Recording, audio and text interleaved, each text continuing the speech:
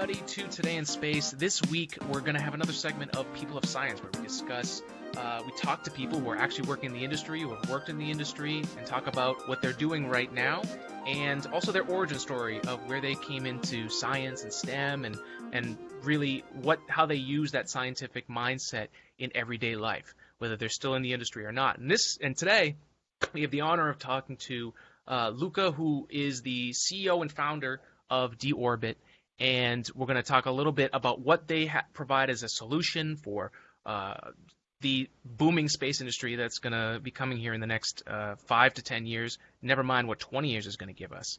So welcome to the show, Luca. Thank you very much for joining us. Thank you. Thank you very much for the invitation. It's an honor and a pleasure to be here. Thank you. Same here. So let's talk about you as a person. Where did you come from, and where did your journey into science start before you became the founder and CEO of Deorbit? Well, it started a long time ago when I was 5 years old. So as probably many kids, I wanted to become an astronaut. And I remember very well when it happened, because I was with my uncle in the mountain and I was looking at the star and I said, what are those lights? And my uncle explained in a very scientific way what the star is. And I remember that I didn't understand, one thing of what he told me. But I remember that I thought, okay, I want to go to space and check out what the stars are. And then from that point, I start planning my life in order to get to space. So, like science school, high school with major in science, then space engineering, few masters in technical subjects like robotics, IT, and then PhD in advanced space propulsion. So a lot of let's say STEM in my life. Absolutely. When you wanted to be an astronaut, was there a certain mission that you wanted to do, or was it really just getting up there to see what's there? Yeah, so my goal was really to go, to experiment space. And I grew up with science fiction, right? So I read. So I think the first book that I read when I start, reading, it was a 1,400 pages of a science fiction book on a famous series here in Europe of science fiction books. And so I said, wow, this is really the future. So I want to be there, and I want to help building that future. That's so great to hear. I started with science fiction as well. Star Trek, that was the one that really, I think, jump-started me, and even things like Back to the Future. So, science fiction, I think, helps start the seeds to get people interested to actually figure out how to do something like that. So that's great. So with Deorbit, what is the company? I guess let's do that. Let's do a quick review from you of what Deorbit is and what your mission is there with the company, how it started. Yeah, so Deorbit has been created to create the first space logistics infrastructure. So they say the original thought was, space is going to become a very important piece of our existence as a society, as human society. If we think about ourselves and we project ourselves in, 500 years in the future, it's likely to think that we will be traveling space, having colonies, and moving from planet to planet. So I said, okay, if in 500 years we will be there, it means that we will start the roadmap to get there sooner or later. So why not now? But in order to do that, we are still missing an infrastructure that enable us to get there. And I believe the logistics infrastructure is what is missing. We take logistics for granted on Earth, but you think about even, if you who produce pens, needs someone to pick up the pens at the factory, bring them to the distributor, and then to the local shop in which you can buy a pen for a reasonable amount of money. In space at the moment we are not there yet. So the original idea was to create this infrastructure, and of course then you need the market, because companies apparently need to make money and pay salaries at the end of the month. So you need to find customers and markets. So what we did, instead of saying, okay, let's go straightforward into the final vision of space logistics infrastructure.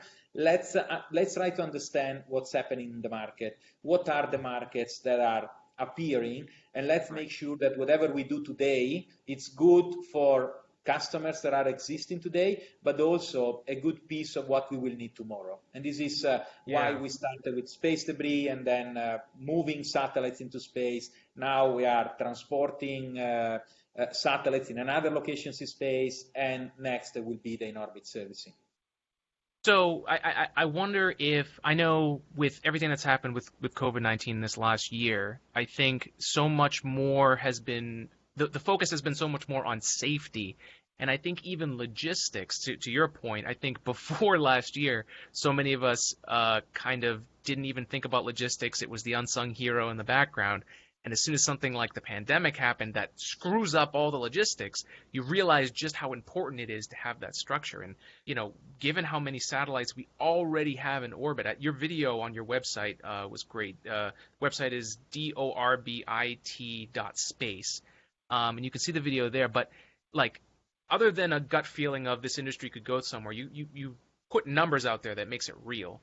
6,500 satellites launched and deployed in the last 60 years, with 23,000 estimated satellites to launch in the next 5 to 10.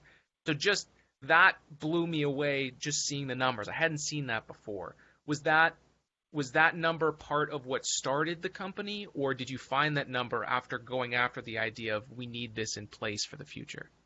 Yeah, no, actually we found the number along the way, because when we started the company 10 years ago, so we are, very old new space company. Yeah. So we are still a young company, but in the new space, we are very old. When we started our business, there was no new space. I mean, new space world was not existing. Only giants, only traditional companies, governments were creating the space market at that time. But let's say I was lucky enough, part of my study, so I studied business in US, in Silicon Valley, and then I joined NASA there. It was 2009, okay? And then in 2009 at NASA, I was working in a project that was called the PhoneSat. So it was a small satellite, and we were using the Google Nexus 1 phones. Yeah, it was bigger than that. It was bigger not than that, but this is where it's all going, right? Ultimately. Exactly. So, and in my team, there were also Chris Boschwitz and Will Marshall. Actually, they were my boss in that project. And and these two guys then created Planet Labs. That is one of the biggest satellite constellations existing today. So, and I understood that, wow, the market is changing, space is changing. So it may happen in 1, 2, 3, 4 years, but definitely it's not going, to happen in 10 or 20 years. So if we don't do something, either it will be too late or someone else will, right? So in 2010, Renato is the other founder that actually I met at NASA. We came back to Europe to start the company. So at the beginning was really, we were talking about space debris or logistics, and even the space agencies were laughing at the time, because they said, wow, this is science fiction, guys, go back to school, right? But what we are doing now, it's what was considered science fiction 10 years ago. No, and I'm glad you're bringing this up. I mean, so I was in my aerospace engineering degree in the U.S. from 2008 till 2015, and I saw the transition happen while I was in school. And very much so in the academic space, it was the same idea. It was that science fiction, it's going to take forever for it to develop, because that's what everyone was used to. So it's really cool to hear that there were people at that time seeing it who branched off and said, let's take what we know and do something about it. Now, a decade later, you guys are in this position. What is it like having an old space, coming from the old space, and then creating a new space culture and company? What has that journey been like? Yeah, let's say I copied and pasted a lot from IT companies in Silicon Valley. So because now I'm saying something that probably will not be very popular, but satellites are becoming a commodity very soon. So and they are becoming more and more software. That means flexibility, versatility. Of course you need the hardware, but the way you design the hardware, the way you operate satellites, it's more similar to how we operate softwares rather than a unique piece of very high-tech hardware, right? So this is how we started the company. It wasn't very easy at the beginning because our first customers were traditional companies. So actually, I cannot, let's say, spell the name, but I say we got very big companies coming into the company to teach us how to do the work, right? So, but I have to say that actually was useful because we learned the concept of quality. That is something that not so often you can find in the new space community. And today I spend slightly more to apply these quality concepts, but it's paying back a lot. Because you have to transfer, so you don't have to operate like completely according to the old or the traditional quality aspect. You need to translate to the new space domain. But if you have some quality standards, then you know that you are taking care of potential issues that may happen in space. Because once you are there, there's nothing you can do. It's too late. It's true. It's true. No, and that's a beautiful sentiment. I mean, I had so much angst and anxiety coming out of school that for the old ways, and of course I'm very new space minded. I talk about it a lot on the podcast here. We're very in depth into SpaceX and what Rocket Lab is doing, and so many other companies, especially like yourselves. But as we start launching human beings again into space, having the ability to do it in our own country, like that has now brought me back to thinking about NASA of the space shuttle era and the old space, why they were so gung-ho on those things of safety and quality. Like you said, once you're there, you're there. And if it's human beings on board or millions of dollars of a payload, you have to. So it's finding that balance of keeping what's good from the old days and being open-minded enough to make adjustments when it's needed. Yeah, I think new space is like a teenager, right? So when if you remember, at least when I was a teenager, I was fighting with my parents every single day, right? And I said, you don't understand me, right?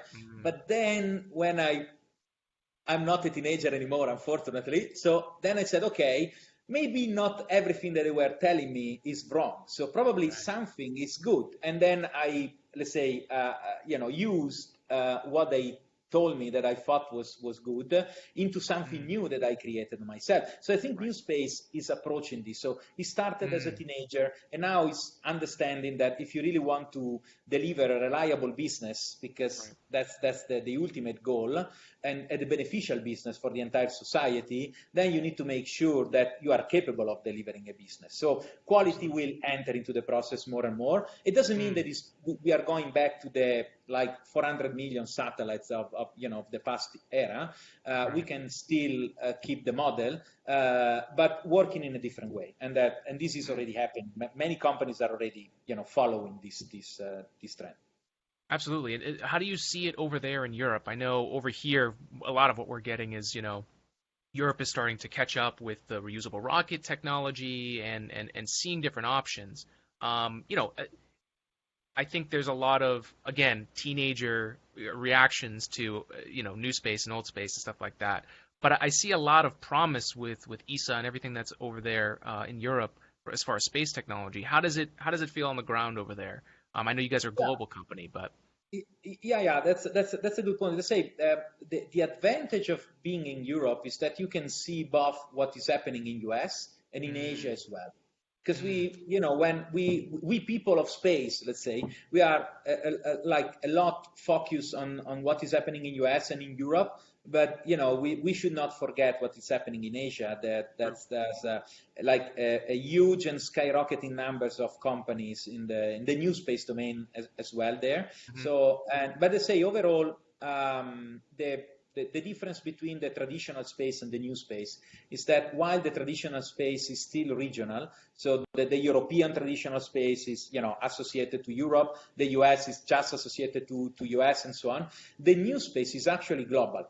So we are working a lot with US companies, with Asian companies, with African companies, like Australian companies, South of American companies. So that's the beauty of new space. There are no real boundaries. So we go beyond the politics. Of course, there are limitations because if you are like in US, you have some difficulties on, with Asia. If you are in Europe, you have some restriction with some nations, as that's normal. But let's say this is a good. So new space is really going beyond the past limitations. But I have to say on some aspects, US, especially in the traditional space, is more advanced, but Europe is catching up. So I give you this example. The NASA is already contracting industries to buy services from them.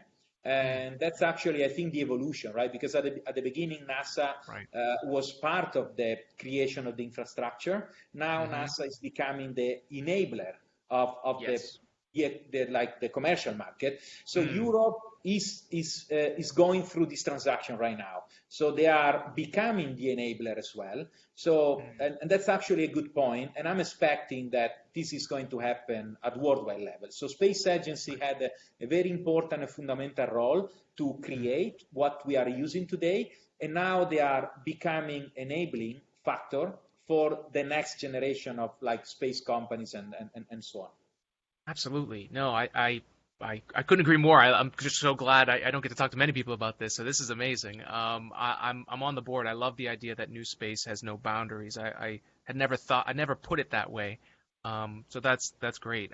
So let's talk about deorbit. Let's talk about some of the solutions that you guys have, and what challenges you're helping solve in this satellite market right now. Yeah, let's say what we're doing right now, it's solving like a major issue that is a bottleneck for the exploitation of all the constellations that are being launched. That is basically getting into the right location in the least time possible. Because I mean, we know that the new space satellites are not lasting 15 years in space. Right. They have so that's a great point. Yeah.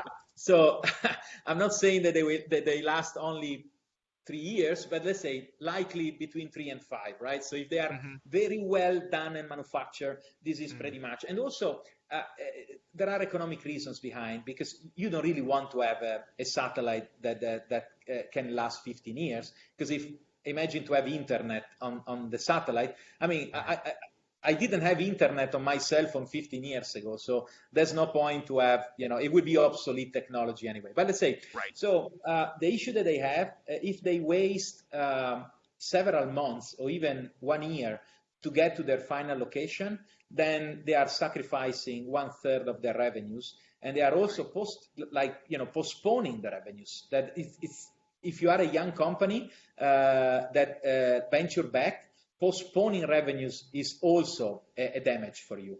Right. Can we talk about some of the numbers? And I'm not sure what you can or can't share, even if it's a fake number that's close.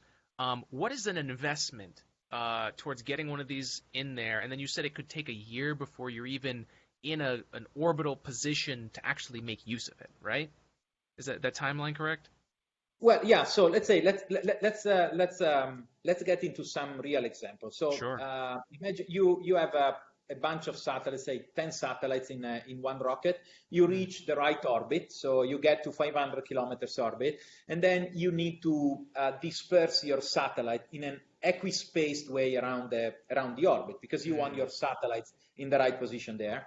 Today depends on the type of satellites. It may take between 6 and 10 months. Using the differential drag technique, right? And you may have motors on your satellite, but since your satellites are small, you don't really want to use the propellant. Yeah. Right. So you want to keep the propellant for the business, because if you decide to put a motor, it's because you need it for the business, not just for moving around. And that's one aspect. And this, we can do it in less than 4 weeks. So we did it in 4 weeks last year, in 2 weeks this year already in January.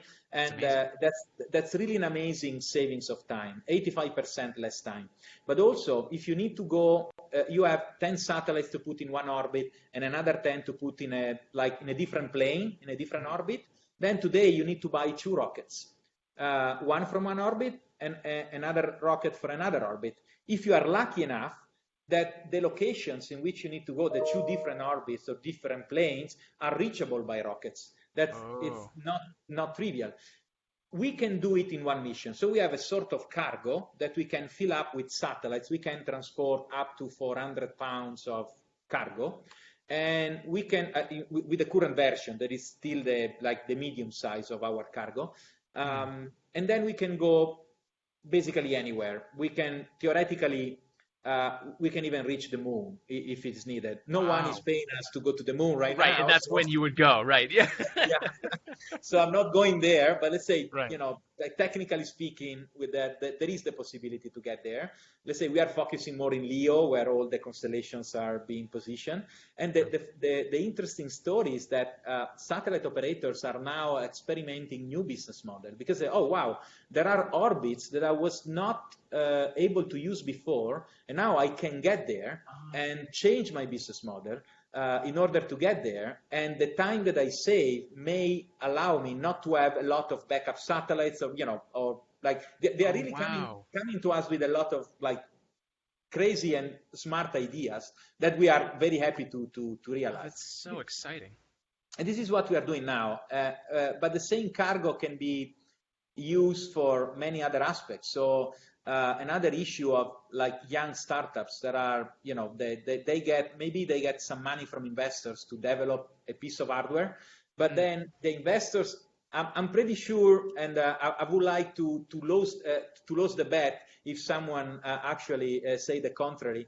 I'm pretty sure that investors are not giving the total amount of money that they need to build the entire constellation. It's more likely that they will tell the company, okay, I give you some money, show me that your technology is working. But at that point, you need to, the proof of concept need to be done in space. And today, to get to space, it takes between 2 to 5 years and $2 to $6 million. That's a huge amount of money that definitely investors, they may be willing to give it to you, but if you can use it for your business, is better. You can put your technology in our cargo. In 6 months, you are in space and you are, let's say, validating your technology. We already did in 2017 for 3 customers, last year for another 2, and now we have 2 very weird cameras that we are testing for companies that are working very well. I cannot provide you more details, but very interesting companies. And this is one aspect. But then imagine what you can do when you deliver all the satellites in orbit. You have tested all the technology that you are transporting. You still have a very good asset in orbit that you can use for many other aspects. Absolutely, and so a lot of my experience comes from 3D printing and iterative design. It's a lot of where I've learned I think the most out of school, and being able to experiment quickly and inexpensively is so important to developing an idea. And that's ultimately what you're talking about. Is okay, if someone's going to invest the money in this, we're going to test out an idea. It's got to be quick, and it's got to be money, especially with the way the world has turned in the last year. People don't necessarily or have that money laying around to throw at a 2 to 5 year investment, or want to do that if they do have the money. So that's, it's great that you guys are in this position. Not great that the world has turned this way, but giving the kind of the strength of where you guys originally placed this company 10 years ago. It's great to hear. I think there's to think that orbitally we haven't even begun to innovate on where we can put things. That's super exciting. So let's talk about logistics. So if people start using these new orbits and start expanding, how is D-Orbit specifically suited to help with that? Because I can imagine with 23,000 in the next 10 years, and that's just what we guess now. That seems like we could get into trouble really quickly if we don't take care of it. Yeah, that's right, and actually the 23,000 is excluding the big constellation by SpaceX and Starlink. Virgin, so they doubled that number then. Good Lord. Triple actually. So you get 3 times more satellite. That's really. So from one side you have an issue of congestion in orbit. That's the first. So let's say space traffic management is going to be required, not just in terms of like regulations, but also in terms of services. So you need to make sure that you are able to deliver the satellites as fast as possible, because you don't want to get stuck into the congestion, but also the space debris issue, right? So we already have this major issue already existing with just a fraction of the satellites that will be in the near future. If we don't act quickly, not just because we have a solution for satellites that are not yet in space, so like an intelligent device that you can install on the satellite and is capable of removing the satellite even if the satellite is not working anymore. But that's good for avoiding to create new trash in space. Right. But what about the trash that is already there? Then you will need what I call in orbit servicing, that is, it's not just extending the life of satellites or like rescuing satellites or moving one satellite from one position to another, but it's also what is called in our sector is called active debris removal. So the ability to go after an existing satellites in orbit, grab the satellite that is not functioning anymore, and then removing. And that's going to be a huge opportunity for companies like mine, right? So to get into that market, but also a huge bottleneck for satellite operators if there are no solutions about that. Because I think if you have, let's say, 100 satellites, I'm not saying 1,000, let's say 100 satellites only, right? And then you need to put some backup satellites, because of course some of your satellites will die unexpectedly. And let's assume that you are very good on manufacturing your satellite and you have 90% reliability at the end of life. So let's say that you have 10 satellites that are not working in a year. And then what happens? Those 10 satellites will start drifting. So then you need to avoid collisions with your own satellite. So it is your problem. It's not someone else's problem. Right. So the first problem is yours. So if you have propellant, you have to sacrifice propellant that was theoretically supposed to be used for your business to avoid collisions. And then you have 10 satellites. The second year, you may have another. So you launch more satellites to compensate, and then you have another 10 satellites that are still there. And then you have the double of probability of collision events, and then the triple and so on. So you need to get rid of those satellites as fast as possible when they stop working.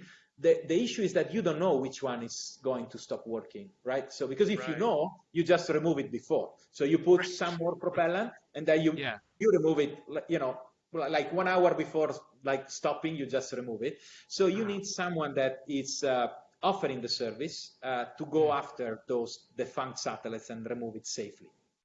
That's fascinating.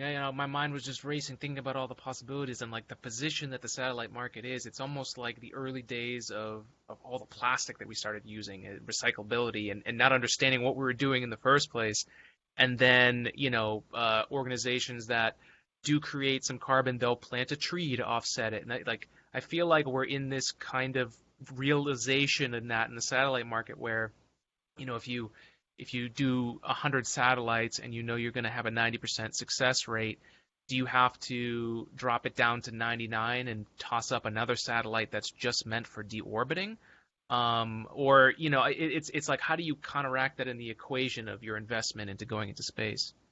Yeah. I think there are several aspects, but I like to focus more on the economic aspects, because I think it's because of course many organizations are working to set up new rules, but I believe that companies will act first because they have an economic interest of solving this issue. So, but even imagine just monitoring the defunct satellites. So even already today, the era of private monitoring companies has already started. So our launch that we did in January, there were on the same rocket, we were more than 130 satellites, I guess. So a lot of satellites delivered in basically one area of space, and it was really, really difficult to capture your satellite at the beginning, within all the cloud. So many companies start using private companies, selling services using their radars, their telescopes, to capture your satellite and provide you the positioning of your satellite. And this helped many companies, to speed up the LEO operation. But now it means that in the future, satellite operators that leave their satellites for 20 plus years in space, then they will need to pay for that service. And they need to take into account the cost. And it will be for 20 years. It's a lot of money, right? So that you need to put in your balance sheet. Then, as I mentioned before, the economics of avoiding collisions, the economics of third-party liability, that today is not yet a recognized issue. But the more the private companies will be in space, the more this will be an issue. Because, government with government is more difficult. They will find a solution. They will help each other, to mitigate. But if another company disrupt the business of another companies, I think shareholders from one company will say, "Oh wow, now we want back the money that we have lost." So it's more probable that this the new space law will also start growing. So I think the third-party liabilities and all these other aspects will be very important, and this will all help companies to find innovative solutions. We just mentioned a couple, right? But customers will definitely put on the table creative solutions that will help them to run their business safely and without compromising the ecosystem. Because what you said before, the space circular economy, it's already started, and it's happening very fast because the damages that we are creating in space are very fast as well. That's fascinating. My mind is racing with all the possibilities that are going to come in the next 5 years, never mind decades. But I am blown away by the speed of how fast everything is going. It seems so stagnant for such a long time. And moving forward, I'm really glad, and this is why I'm so glad we get to talk to like a wide variety of people working in STEM. I think your focus on the economics of it is so important, and I think it's a reality that many people, when they go out of academia, realize, even if they're looking for funding for research, it really ultimately, good or bad, comes down to the money involved, whether you're making a profit or you're getting funding. And I think it's a reality that a lot of us struggle with originally. Was that something, did you always have that mindset of the science, is driven by the economics, or is that something you learned along the way? Well, let's say I had to learn by myself. Let's say when I was 5 years old, I was used to sell toys outside of the kindergarten, right? So, and I was selling my toys at first, and then I was selling also the toys of my friends and I was taking a percentage. That's crazy. Hey. It was even before. So this is in your DNA. This is I think it is my. Actually, I paid for my universities trading technologies in internet. Like buying from one nation and then selling to another part. So, and that actually allowed me to pay for my university. So I think it was something that I had to learn in the hard way, right? Because I couldn't afford to, the university at that time. So I had to do it on the hard way. But I think it was good anyway. It was a very good experience, because when I start approaching investors and when I start approaching customers, I mean, the first thing that you need to understand is what they really need. Actually, even more than need, because if they have a need, it means that there are already solutions that you can improve. But my role in the orbit especially is to create something that is not existing. So you need to understand what are their problems. And needs and problems are not similarities. So when you have a problem, you may accept the problem. So for example, now we are used to waste 1/3 of the light of the satellites to get in position, right. And we know that we cannot get anywhere in space. So when we design like our business plan as a satellite operator, we say, okay, these are the orbits that are available, and we need to make business with that. It's just a compromising. But when you when you understand that that's the problem that they have, because they are compromising the potential of their business, and you free them from that boundary, and now, the 1 year after, they can put their satellites wherever they think is more useful for their business, then actually you got it. So you create something that is new. And this is the logistics, basically. And the logistics, even on Earth, they are doing that. They listen to the customers, they understand what is the need, and they work together, and they develop, they progress together. Yeah, I'm so glad that you said that. It's a learning experience, and I think there's even old space is learning a lot of that right now with what new space is offering. Like, just to use SpaceX as the example, I mean, the fact they're able to tap into all these different things, the constellation market, heavy lift rocket. I mean, the Falcon Heavy, it was kind of it was like, let's see what we can do. It wasn't, they're just kind of piggybacking off what they did. It's obviously a lot more complicated than that, but there's Starship. I mean, all these things that just have been, I think, if you think about first principles, when you root down the biggest problems, they're really good at focusing on that and building a business around that to build the next thing. And you guys have this sea of solutions for the market that's going to explode here and is already exploding. What else is in the next, let's just say 5 years for you guys? Are you even thinking of it in a 5-year, like, is there a zone that you're thinking for the next progress for deorbit?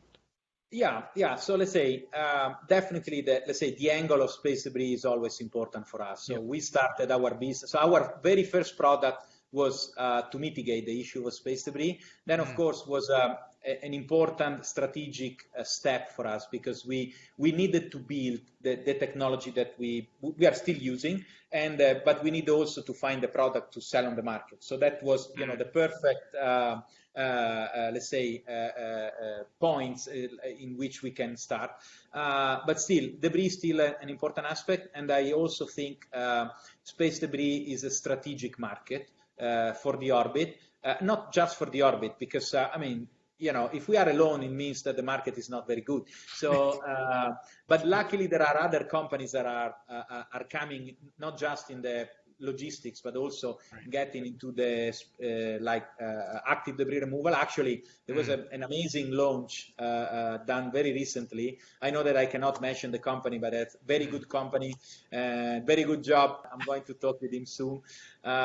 So hopefully we will see a lot of results also in the active debris removal very soon, and we want to be part of it. So our next step, so today we are exploiting the current market, that is making sure that the satellites are positioned as fast as possible, avoiding to leave, trash in orbit. And as a next phase, there are all the what we call advanced service. So what we can do with your asset that is already in space to help the satellite operators that you were transporting, or the other satellites that are already there, to do a better job in terms of delivering service on ground. But then, and this is already basically happening, but then the next step will be to enter into the in-orbit servicing. So we don't have all the technology, so we build pretty much all the technology in-house so far. That's amazing. We don't have all the technology for the in-orbit servicing, so we are going to work with partners on that. Amazing partners, really great companies that immediately understood what new space means.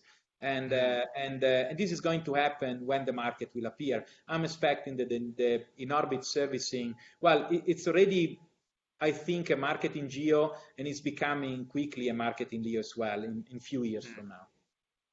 Do you see, so I guess just to talk about a few other things that I especially with your passion of becoming an astronaut, I have to ask, have you applied to ESA's astronaut corps? Have you applied to that new application that's out there for the next generation? So I cannot apply now because apparently I'm too old to become an astronaut. So let's say what? In Europe, well, yeah. So I have to say, in US, you have a contest pretty much every year, and usually 30 astronauts are selected.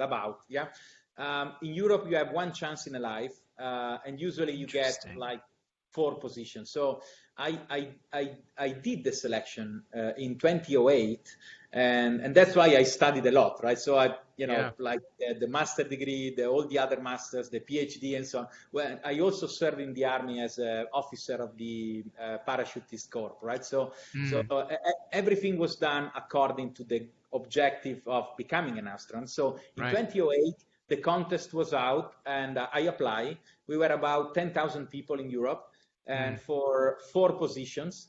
Well, if I'm here, I'm not an astronaut, so you know how the story ended. But let's say I went, let's say, very close to the end, but not close enough. And that's yeah. actually the reason why the orbit exists. Because at that point, I said, "Oh wow, what should I do with my life now?" Right? So Yeah. why don't build my own spaceship and go to space on my own?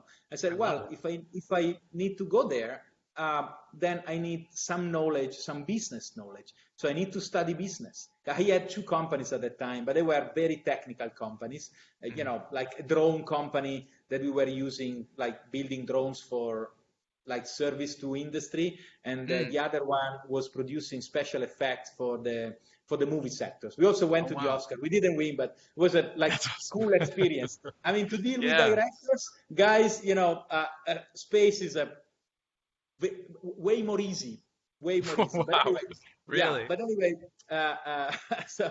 anyway, so I said, what should I do now? So I went to study business in Silicon Valley. Then I started working at NASA. I said, okay, now we are ready to start the company that sooner or later is capable of creating a spaceship in which I will be the passenger. So I that's love it. I love it. And there's all these opportunities cropping up. I mean, we just had Dear Moon. We've got the Inspiration 4 mission with SpaceX and that St. Jude research. I think that's just the beginning of all these other opportunities that are getting up there. Of course, flying on your own ship. I mean, that just makes all the sense in the world to me. So that's awesome. Um, that's fascinating. I mean, there's so many of us that have taken a path that was not the original path that we thought we were going to take in this space industry. So, but it's the journey, right? Everything that you've learned now has given you more capability to do it even more your way than probably you would have done it if you had gone the traditional route, right? Yeah, exactly. And also, I think a good message to deliver also to who is listening to us. It's, in the past, and I'm not saying 50 years ago, I'm saying like 10 years ago, if you were like a space engineer and then you started working in, I don't know, in the oil and gas industry, that's it, right? So you Right. couldn't go back to space. Now it's not like that anymore. Because like in my company, yes, we have space engineers, but they are like the minority in the company. We have Right. electrical engineering, mechanical engineers, telecommunication engineering. I mean, we have a lot of engineers, definitely engineers Sure. and PhD, of course. But let's say we don't stick only to space. So we need to learn from what the other industries are doing here, because they are doing very well, and understand how we can translate it into the space sector. This Absolutely. is what we're doing. So the competence in other domains are more and more important into the space Mm. sector. Now, is that a function of diversity of thought and experience and just like everyone brings a new way of thinking? Is that useful and valuable? I think it is, but is that useful and valuable when you're solving complex solutions that you guys are doing? Yes, exactly. That's the point. And I would add also the fact that those sectors exist, since way before the new space Mm, sector started. So they had to experiment innovation and solutions in their own domain. Maybe not everything is applicable, because space is, it's very, I mean, particular and unique environment, but right. still you can learn the methodology, and especially the people coming from there. They are used to solve like issues, and to work in a like production with certain requirements, uh, Mm, to find the cheapest solution, but still reliable. All these aspects are becoming more and more important in the new space industry.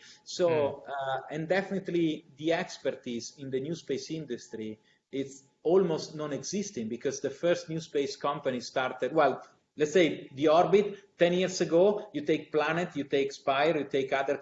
If you look at the oldest new space companies, they are not more than 10, 12 years old. So it's Right. the real experts are very few. So you need to learn from other experts that have this experience and these capabilities, as you mentioned, in other domain, and attract them into the space sector.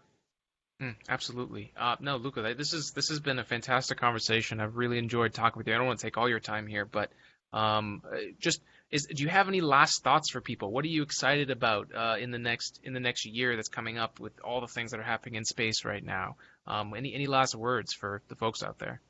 Yeah, so let's say if I have to express my pride, or like why I'm happy about working in the space sector, it's because now space is really for everyone. So what I'm seeing now, that everybody understands space. They understand that it's a service that will create benefits for the entire society.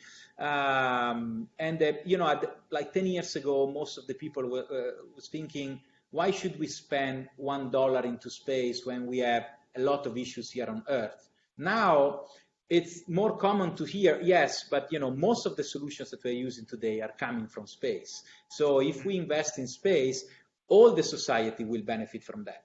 And 80% of the technology we are using today is directly or indirectly coming from space. So, and this is really make me proud of what we are doing, because we are enabling satellite operators today, but we are enabling also the human expansion in a sustainable space. And sustainable is a very important word, because whatever we do in space, let's not forget how it works here on Earth.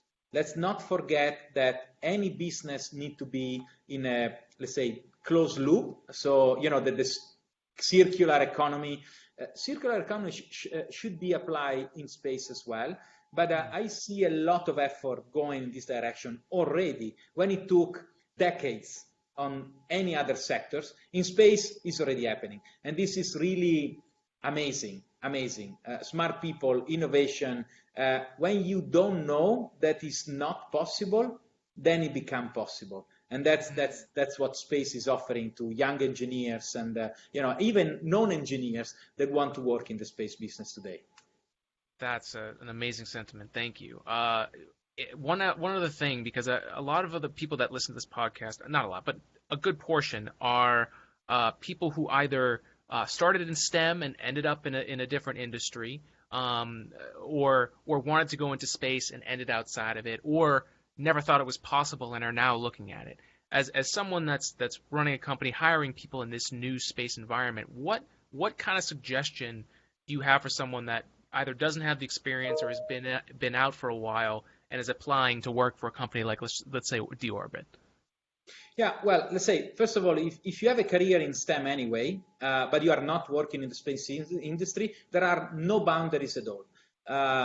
Zero boundaries. So as I mentioned, we are hiring people from automotive, oil and gas, IT, agriculture. I mean, any sector. If you have an expertise and you know how to solve problems, definitely space is really open for you as well. If you don't have a STEM background, right, so that it may happen that you decide to go for more humanistic topics, well, still, it may be slightly more difficult, I have to say, because we still have a lot of, let's say, technical expertise, even in the sales people. But not everyone is an engineer. Even in our company, we have lawyers in our companies. Actually, we have space law. So, for example, if you are a lawyer, think about space law, because it's going to become big. It's going to become big. No one's touched it yet. Yeah, no one's touched space law yet.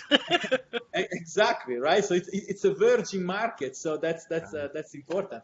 Or if you have knowledge in finance or administration, human resource, so I mean, space companies are companies. So they have the same needs of any other company. So look after the opportunities, not just for engineers, because there are so many opportunities. Like I cannot sell what we are looking for now, but we are looking for both STEM and non-STEM people right now. So if you go on our website and you look for job positions, you find, I wouldn't say half and half, but that definitely 30% of the positions are for non-STEM people. So welcome in the orbit. We are waiting for you guys. So if you amazing. No, and you said something. There's something that people that don't work in STEM may not understand, but in general, engineers and scientists aren't best communicators, and they, and that's not a fault. I think it's just a balance of, hey, if you're that smart, you gotta keep room in your head for you gotta kind of toss some things out. But there is a huge opportunity for people who are just able to communicate between teams or to the people outside the company to bring them into that I've seen in my own career. I've been lucky that I've got a mix of both, but that to me seems like a place that there's a lot of people, whether it's sales or human resources, that would be super valuable in a company in new space. Absolutely. Actually, communication is one of the most important topics, not just communicating, and posting on the social. That's still important, way more important than in the past, but also communicating with customers. Customers are your most important resource. So if you don't know how to communicate with them, then you may sign a contract, but then you don't get to the second one. So that's one aspect. And definitely you don't need to be an engineer to do that, but not just with customers. You have shareholders, you have the other stakeholders, so the community, the local community, you have the government, but also the internal communication. And this has to be done through like people management. And so there are many aspects in which communication is important, but not just communication. There are many other capabilities that people without a STEM background can make a difference in a company working in space.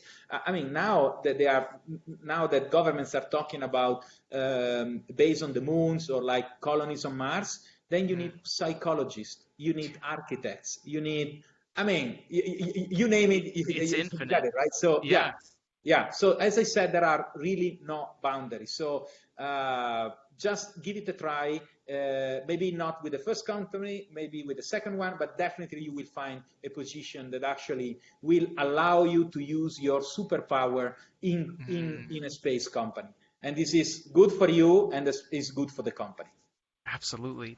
Luca, thank you so much. This has been super inspiring. I'm all jazzed up over here. So, thank you so much for coming on the podcast and talking about Deorbit and your origin story in STEM and science, and inspiring people to get involved. I talk about it so much, I feel like I'm in a bubble sometimes.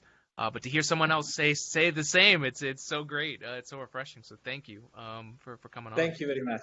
Thank you. It was really a pleasure. And let's keep in touch. And Absolutely. And we will have a lot of more stories in the future to tell. So let's keep in touch. Fantastic. Thank you very much. Thank you. Where can everyone find? So Deorbit, DORBIT.space. Is there anywhere else, social media, where they can find you? Yes, so we have a LinkedIn channel, we have an Instagram channel, and a Facebook channel. And you always, if you search Deorbit, DORBIT or D-ORBIT, then you will find us. Awesome. Thank you, Luca, so much. Everybody out there, spread love and spread science. Be well, and thanks again for joining us. Thank you very much. Bye-bye.